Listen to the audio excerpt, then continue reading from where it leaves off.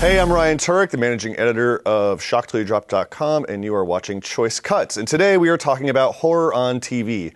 I think now more than ever, horror has permeated the small screen. We're getting tons of shows, and I think thanks to Walking Dead, Dexter, American Horror Story, in the coming weeks we're going to be seeing the release of Bates Motel, Hannibal, True Blood. True Blood. Yeah, True Blood. It's been around. Yeah. But it's been, sorry, I keep forgetting True Heard Blood. of it? Or Vampire Diaries. Vampire Diaries, Supernatural, Cult, following. I mean, what are you guys fans of? What have you been keeping up with? What's getting you excited? What are you looking forward to?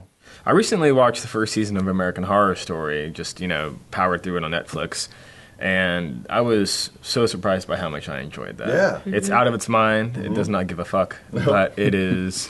And it's really strange. It's sort of like it packs a season's worth of narrative into one episode because they don't care. Yeah. They'll just keep doing stuff. And if they don't like the result, they'll retcon it. What you think would be a full season arc is just one episode. Yeah, Yeah, it's I don't know if it's good or not, but I like it a lot. I did too. Although I found when you watch, because I did the same thing, I watched it back to back to back, I actually felt like there were a couple episodes because they do that, where I was like, did I just see this episode? I felt like there was a little bit of, it repeated a little bit. But other than that, I thought it was amazing. And the ending was sort of weak, but yeah.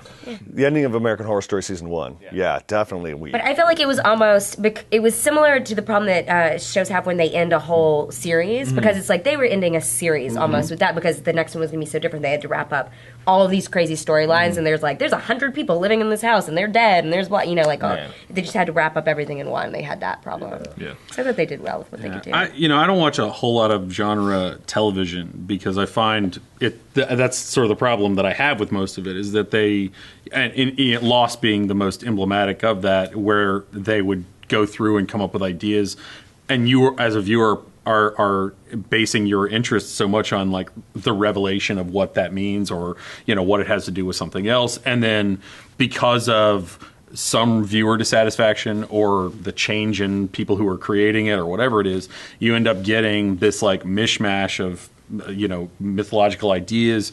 Also, mentioning shows like True Blood and Vampire Diaries, those shows are so sort of soapy and sensationalistic to me that I just don't enjoy them. But I feel like I certainly was a fan of older shows. Even stuff like Twin Peaks I thought was such a great thing at being really scary sometimes, and also just being really mundane other times and stuff like that.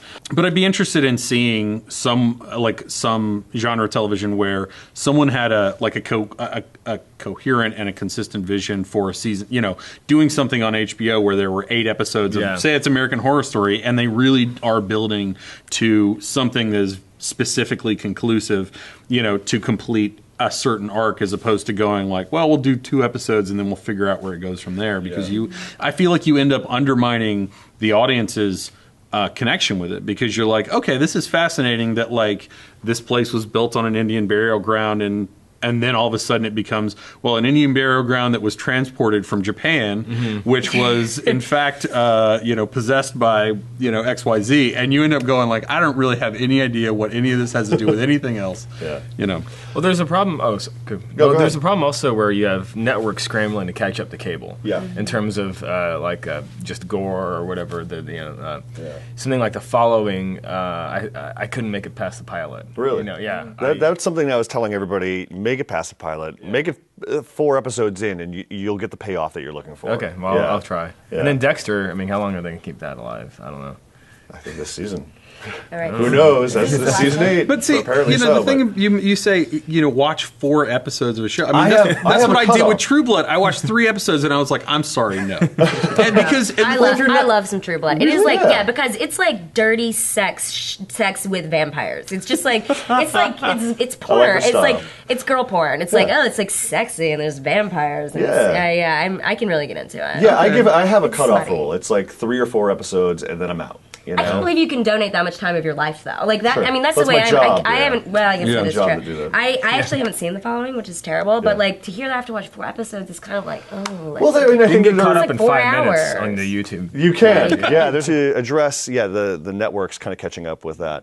You know, stuff like 666 Park Avenue. Like I got 2 episodes in, and I was like, no, there's something. What did the There's something network only very. get like 4 episodes in or something? They Yeah. didn't do. Yeah, didn't no, go that exactly. long. Yeah. And I mean, there's something false about it. Whenever you see something that's like on Showtime, FX, HBO, or whatever, and then you see like the big networks try to emulate that style, there's something, I don't know, there's something off about either the way the characters are created or what they're trying to execute. There's a very defined difference between the scares that you see on American Horror Story and something that you see on something like I'm trying to watch as Cult.